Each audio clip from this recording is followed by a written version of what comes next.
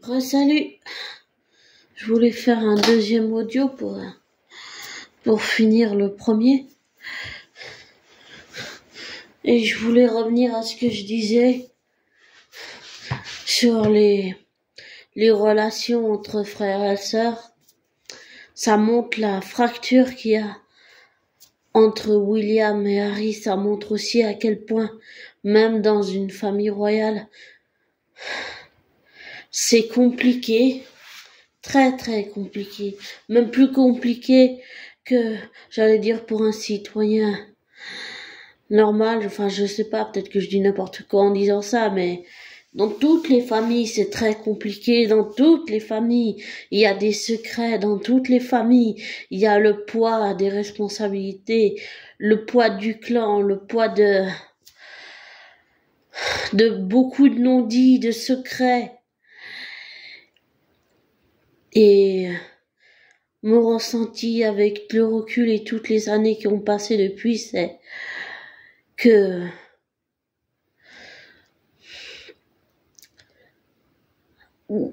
je dirais que William et Harry, ils en ont eu, si on peut dire, chacun marre. Surtout Harry a eu marre. Et que William a l'impression et le sentiment d'être rejeté par son frère. Et il a l'impression que Harry l'a laissé tomber. Et Harry a l'impression que son frère l'a laissé tomber aussi. Et si Meghan, d'après ce que j'ai compris, elle a dit à William, enfin elle a dit à Harry, pourquoi est-ce que tu subis ça si tu n'aimes pas ça? Pourquoi est-ce que tu ne, j'allais dire, tu choisis pas ta liberté en gros? Je pense qu'elle voulait juste le libérer quelque part. Elle a pas dit ça dans le fait de pas être, j'allais dire, de malveillant. Je pense qu'elle voulait juste l'aider à s'ouvrir, l'aider à accepter de pas porter un poids si ça lui convenait pas.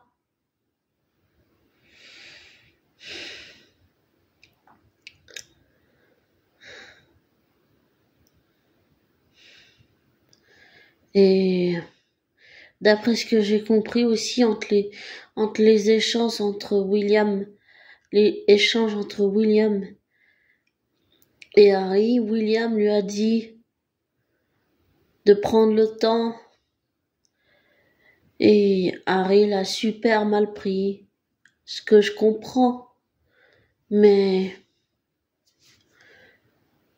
je me dis avec le recul que William voulait juste protéger Harry et Harry l'a mal compris.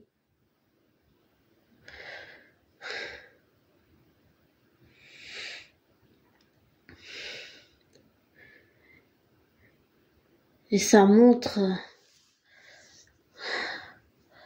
que la fiction rejoint la réalité dans la vraie vie.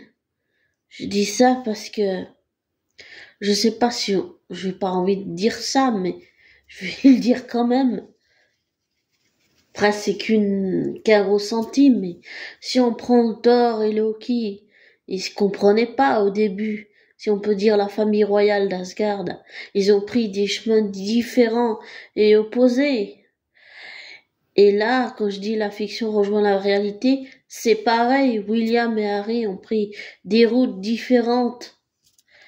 Il y a le clan Harry et Catherine et le clan Meghan et Harry. Enfin, c'est complètement dingue. Mais tu te dis, en fait, pourquoi se faire des broutilles pour des trucs comme ça? Enfin, aller se brouiller pour ça.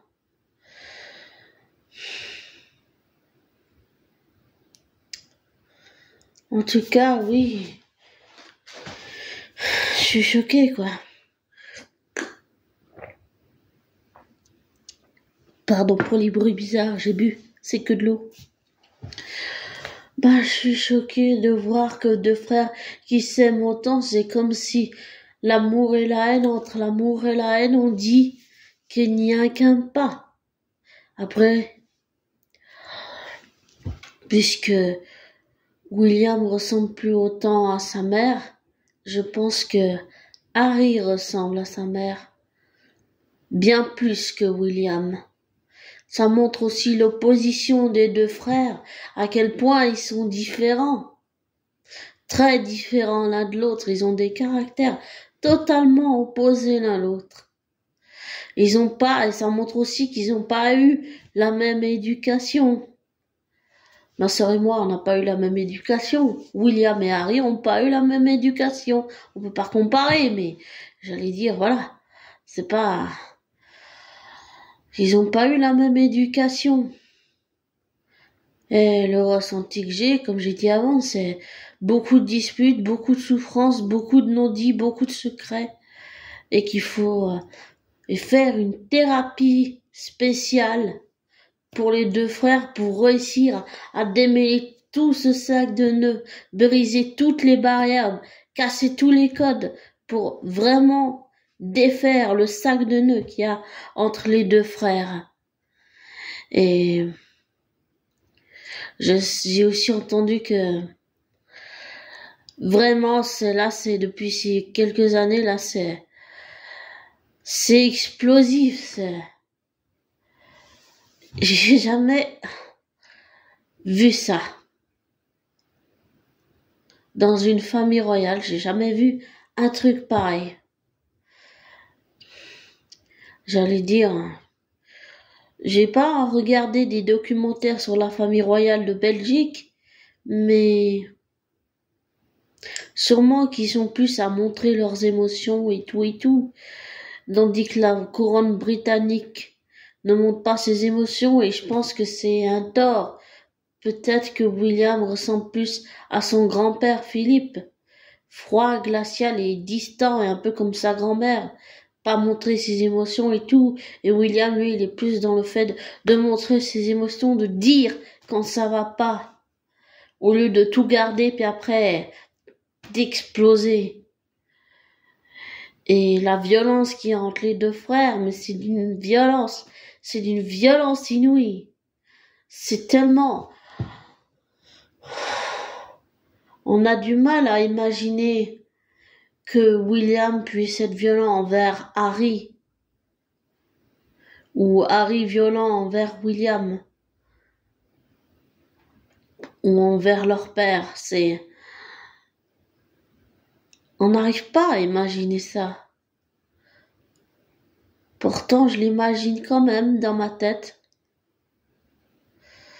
Et on va dire que j'ai jamais eu vraiment d'empathie pour Charles, mais j'en ai plus maintenant que dans les années d'avant, parce que même s'il a coupé les vivres à Harry, qu'il a donné la maison à Andrew, son frère, qu'il a pas partagé l'argent, bon, c'est un gros radin en gros, mais je vais pas insulter Charles, mais c'est-à-dire qu'il garde l'argent pour lui, mais ce que je veux dire, c'est qu'en tant que père, ça doit faire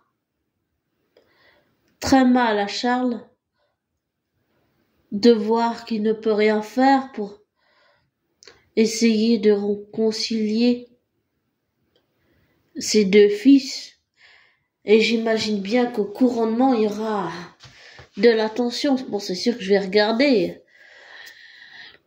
Je me sens un peu anglaise parce que ma mère a travaillé à Londres, parce que mon père il est suisse mais il est anglais aussi, donc il est né en Angleterre, et puis aussi tous ces voyages que j'ai fait là-bas, j'adore l'Angleterre, c'est tellement, j'adore, mais c'est vrai qu'avec tout ce qui se passe en ce moment, ça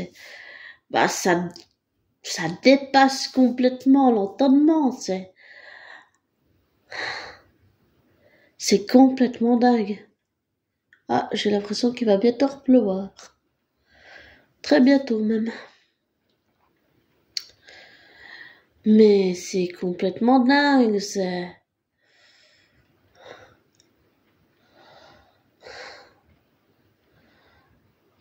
comment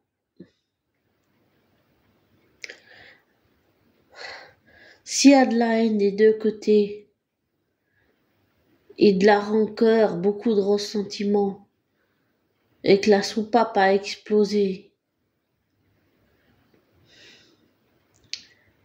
En tout cas, je pense que faire une psychothérapie, ce serait plutôt pas mal pour les deux frères. Et je sais que, de ce que j'ai entendu, Meghan comment ça s'appelle? Meghan et Catherine ne s'entendent pas non plus. Donc il y a des tensions dans les deux couples et c'est complètement dingue. Et c'est vrai que ça doit beaucoup rappeler la douloureuse histoire de comment il s'appelle, l'oncle d'Elisabeth, je sais plus son nom. Pas George V. Oh.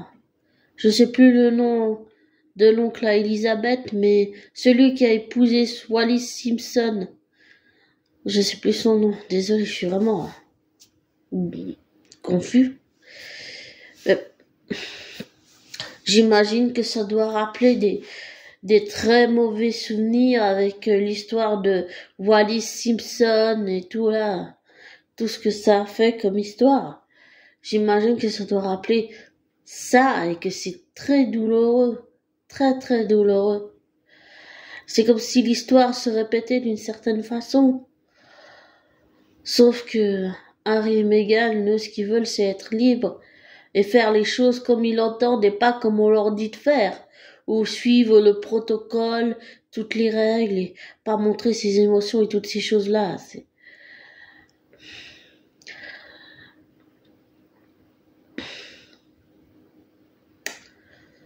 Mais je comprends Catherine et William, et puis je comprends Meghan et Harry. Je comprends les deux, les quatre, enfin je veux dire les quatre personnes, les quatre êtres humains, mais aussi les deux couples. J'aime beaucoup Catherine et William. Et j'aime aussi beaucoup Harry.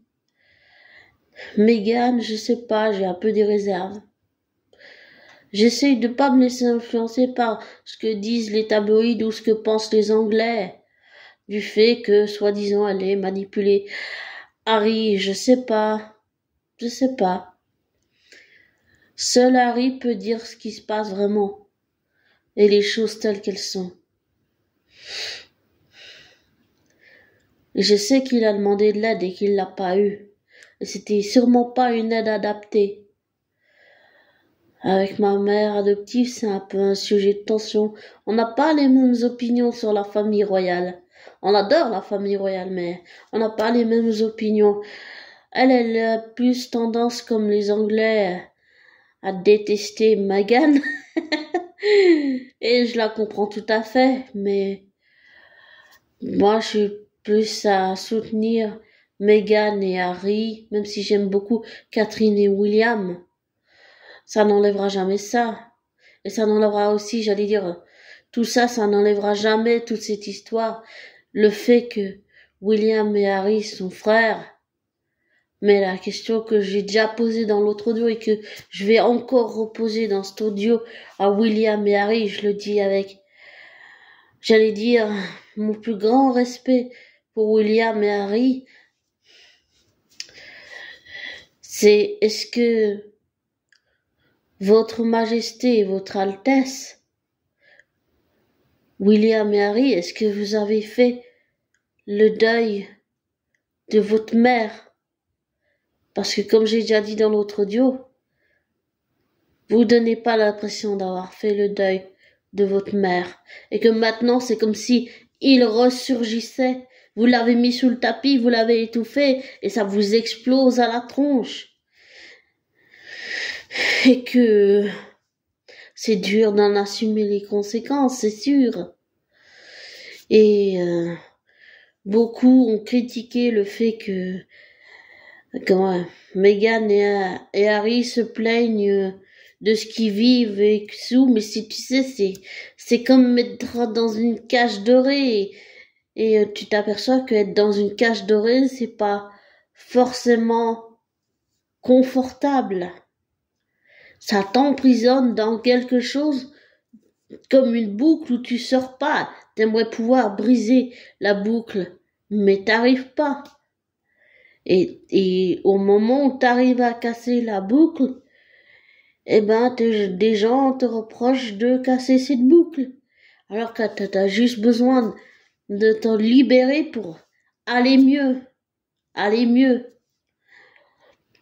Et je pense que Harry a eu très peur avec tout ce qui s'est passé, la presse qui critiquait Meghan. Je pense qu'il a pas eu peur seulement pour Archie, mais je pense qu'il a eu très peur que Meghan fasse une SUI, une tentative de suicide. Et en plus, elle a fait une dépression. Je pense que Harry a eu très peur. Et qu'il a toujours peur. Il n'a pas envie que ça se répète. Et je le comprends. Je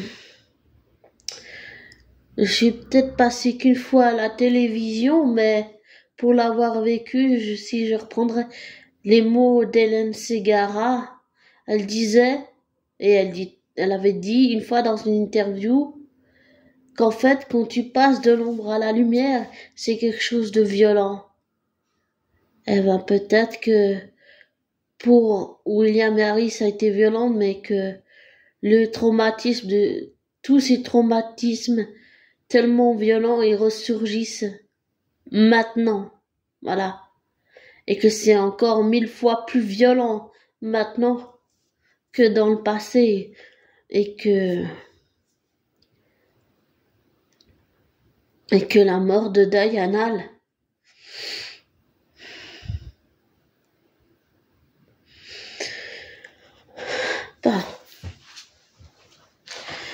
que la mort de Diana fait ressurgir tous ces traumatismes enfouis. Et peut-être que William a tort de ne pas montrer ses émotions. Qu'il a tort de ne pas les montrer.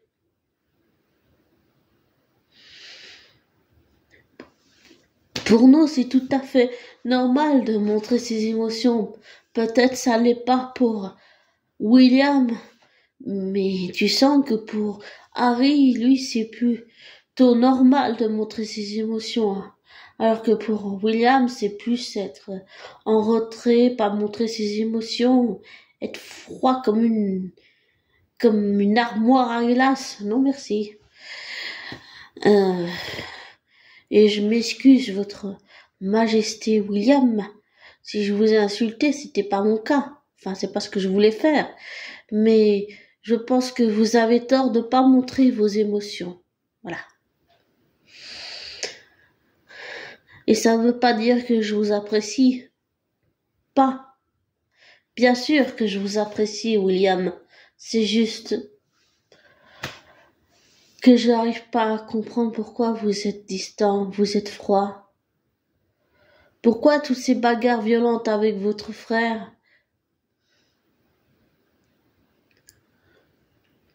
Au lieu de compter l'un sur l'autre, vous vous brouillez pour des broutilles. Essayez de régler vos différends, essayez de, je sais pas, faire une thérapie ensemble. Cassez les codes, cassez les barrières. Dites tous les non-dits qu'il y a entre vous, tous les secrets, tout ce que vous pouvez dire, tout ce que vous avez sur le cœur. William, écoutez votre cœur, écoutez vous en tant qu'être humain, en tant que frère, en tant qu'homme, mais en tant qu'être humain. Laissez-vous guider par votre cœur, pas par votre tête, pas par la raison d'État, par votre cœur. Parce que je pense que si on peut diriger, c'est avec son cœur et pas juste avec sa tête. Ça passe par la tête, mais ça passe surtout par le cœur, par les émotions. Laissez-vous guider par votre vos émotions, par votre intuitivité. Essayez de maîtriser votre colère. Parce que ça aussi, c'est pas bon. Ça aussi, c'est toxique.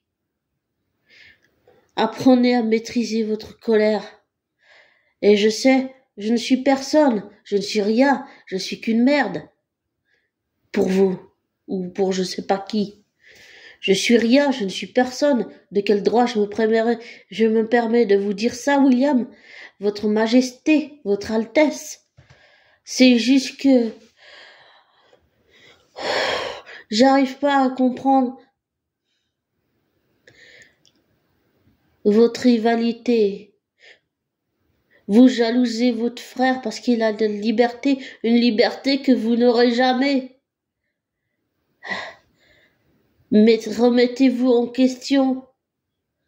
Essayez de savoir pourquoi vous êtes jaloux et puisque vous en connaissez la raison, essayez de travailler pour l'accepter. Plus vous voulez la rejeter, plus vous serez jaloux de Harry. Et plus ça vous fera souffrir. Et moi, je veux pas que vous souffriez. Je veux qu'aucun des deux ne souffre. J'aimerais que vous appreniez à vous écouter. Vous vous écoutez pas assez l'un l'autre. Et toi, Harry, essaye d'écouter ton frère, et toi, William, essaye d'écouter aussi ton frère. Parlez avec votre cœur, avec vos émotions.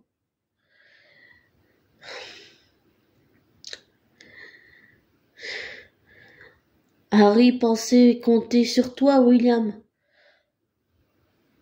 Mais il n'a pas pu. À cause de tout ce qui s'est passé, tout ce qu'il y a eu, tous ces traumatismes, la mort de votre mère. Apprenez à vous écouter en tant que frère. Je vais être con de dire ça, mais pour moi, ce qui manque, c'est que tous les deux, vous ne vous écoutez pas assez en tant que frère. Écoutez-vous en tant que frère. Et je le dis par expérience. Je fais actuellement un travail où j'apprends à écouter les autres. Et j'apprends à écouter ma sœur aussi. Et je peux vous dire que c'est très difficile, mais c'est très bénéfique. Très positif, même si on n'est pas toujours d'accord avec ma sœur jumelle. On apprend à s'écouter.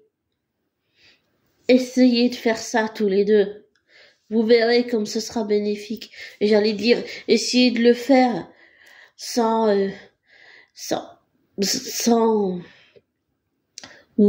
plutôt avec Catherine et Meghan. Enfermez-vous avec une psychothérapeute, vous les deux couples. Essayez de briser tous ces non-dits, tous ces secrets, toutes ces choses, tous ces traumatismes. En parlez-en, essayez de briser les chaînes pour essayer de les dépasser. Et régler ça en privé, mais essayez. Et pourquoi toute cette violence? Enfin, vous êtes violents l'un avec l'autre.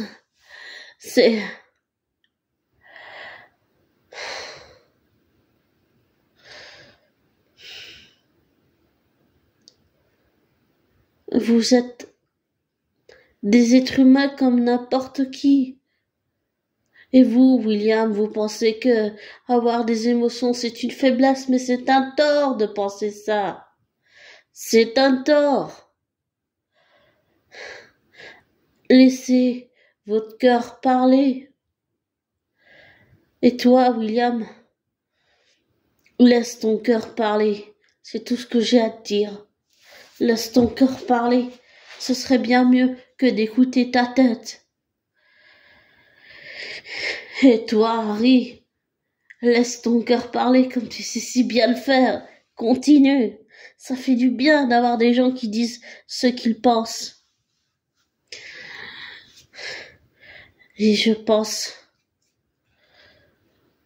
que vous devriez juste apprendre à vous écouter tous les deux.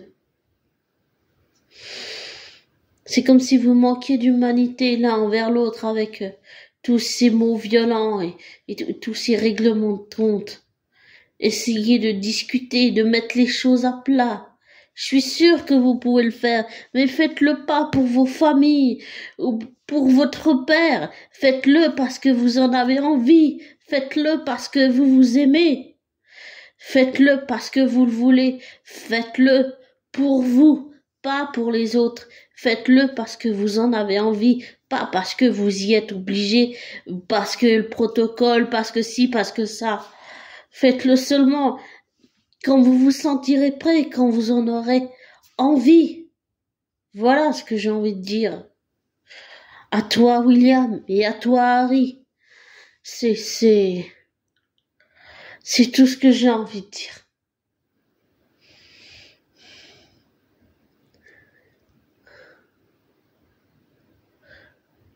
Et si je rajouterais une dernière chose envers toi, William, et envers toi, Harry, c'est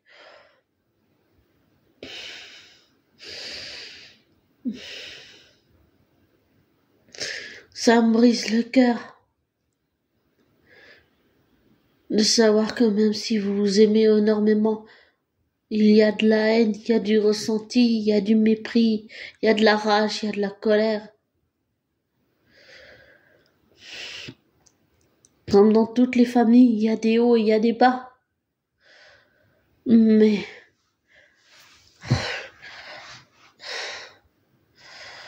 j'allais dire, je suis personne pour vous dire ça à toi, William.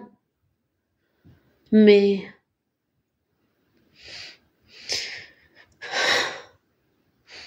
essayez de régler les choses avec votre humanité, avec votre cœur, pas avec votre tête, avec votre cœur, avec vos émotions.